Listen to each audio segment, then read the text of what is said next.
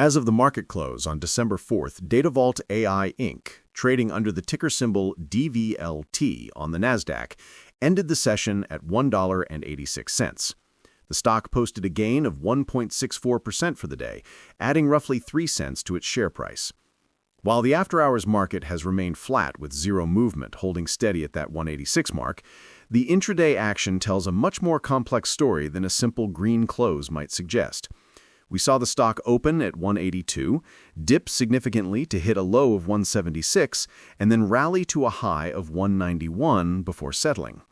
This kind of price action, where a stock tests a lower support level and immediately rejects it to close near the upper band of the day, is often the first signal that the sellers are running out of ammunition.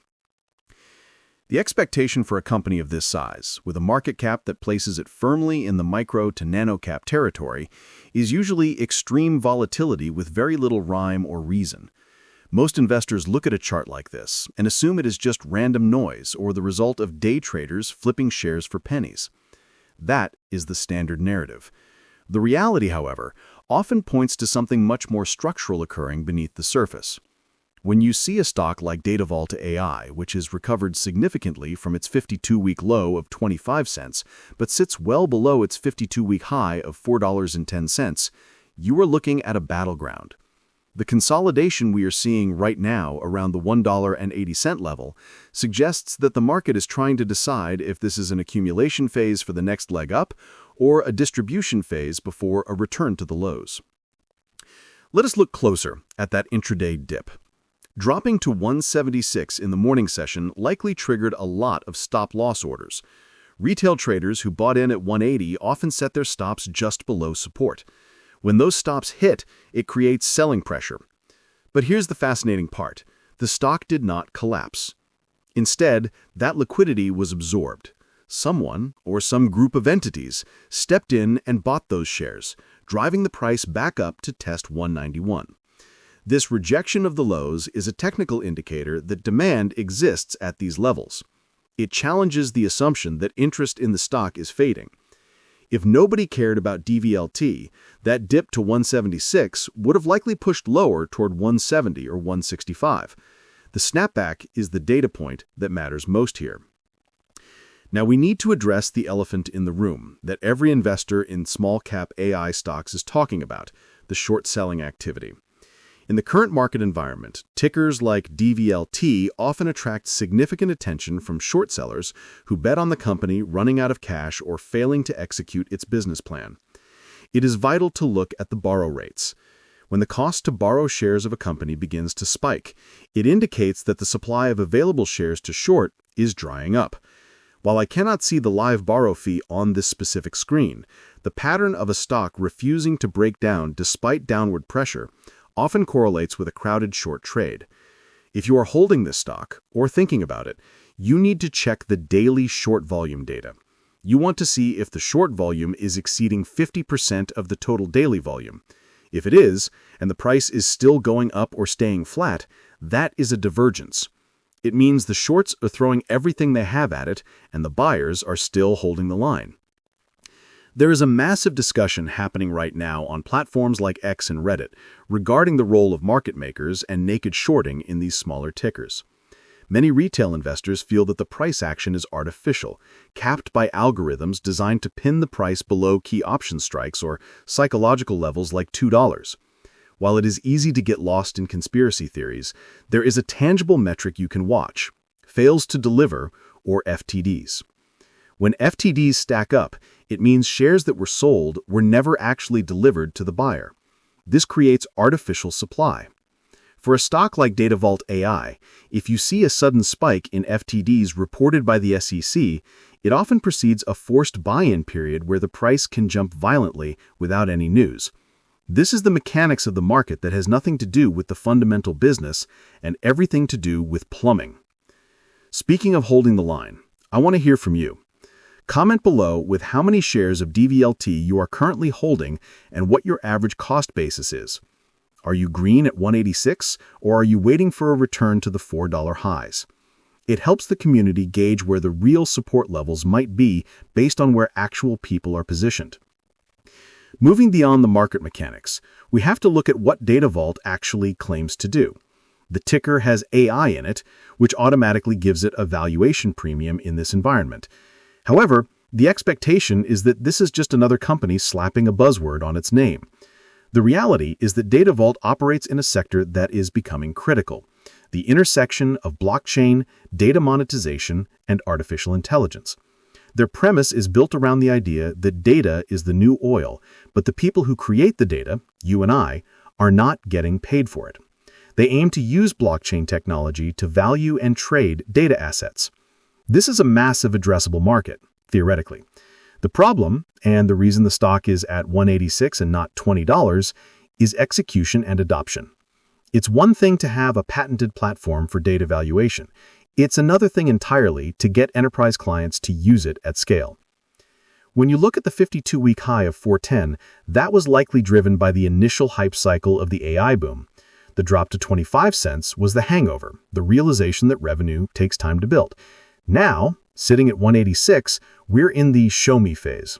This is the middle ground where the company has to prove it is not just a concept. The risk here is dilution.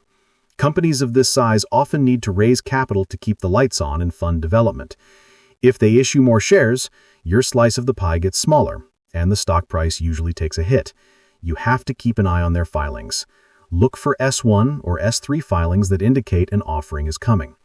If they can fund their operations through revenue rather than dilution, that changes the entire thesis and makes the current price look like a steal. But if they have to tap the markets for cash, the bears will likely try to drive it back down toward that $1 mark. Let us compare this to the broader sector. We have seen massive moves in names like Palantir or C3 AI, which suck up most of the institutional capital. Datavault is fighting for the scraps of attention left over. However, this can be an advantage. When the large caps get too expensive, capital tends to rotate down into the small caps and microcaps in search of yield. We call this beta rotation. If the AI sector remains hot, eventually traders look for the laggards, the stocks that haven't run yet. DVLT, being down significantly from its highs, but showing stability here, fits that profile. The market hates uncertainty, but it loves a potential turnaround story. Actionable insight is key here. You can't just buy and hope. If you're watching the short data, look specifically for the days to cover ratio. If this number goes above 5 or 6, it means it would take shorts a week of normal trading volume to close their positions. That's the fuel for a short squeeze. If you see a catalyst, like a new partnership announcement or a patent approval, drop when days to cover is high, that's when you get those explosive moves where the stock halts upward without any news.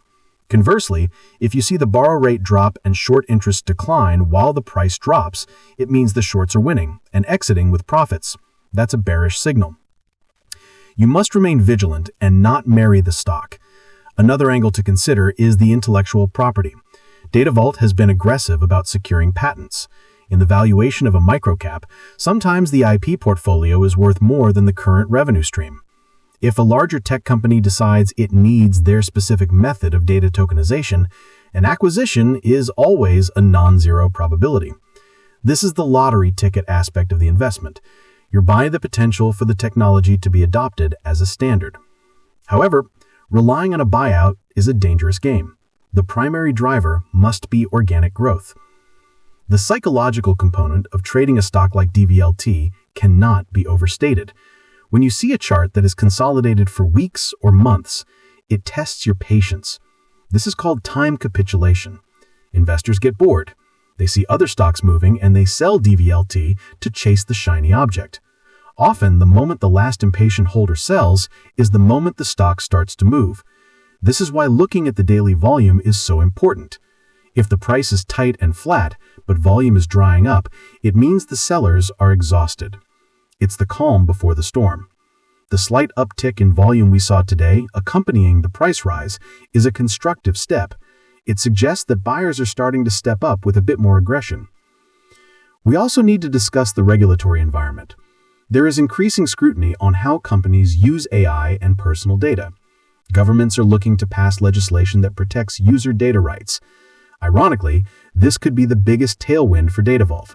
If regulations force companies to compensate users for their data or track data provenance more strictly, Datavault's platform moves from a nice-to-have to a must-have compliance tool. This macro shift is slow, but it is powerful. It's the difference between swimming upstream and swimming with the current. Let us circle back to the retail sentiment one more time because it's driving the bus on these small caps. If you go to the message boards, you'll see a mix of fear and greed. The bears are posting about how the company is a scam, and the bulls are posting rocket emojis. Your job is to ignore the noise and look at the data. Is the company filing their reports on time? Are insiders buying or selling? Insider buying is the strongest signal you can get. If the CEO or CFO is buying shares on the open market at these prices, they're screaming that they believe the stock is undervalued. If they're selling, even for tax reasons, it creates a headwind. The technical levels to watch for the next few days are clear.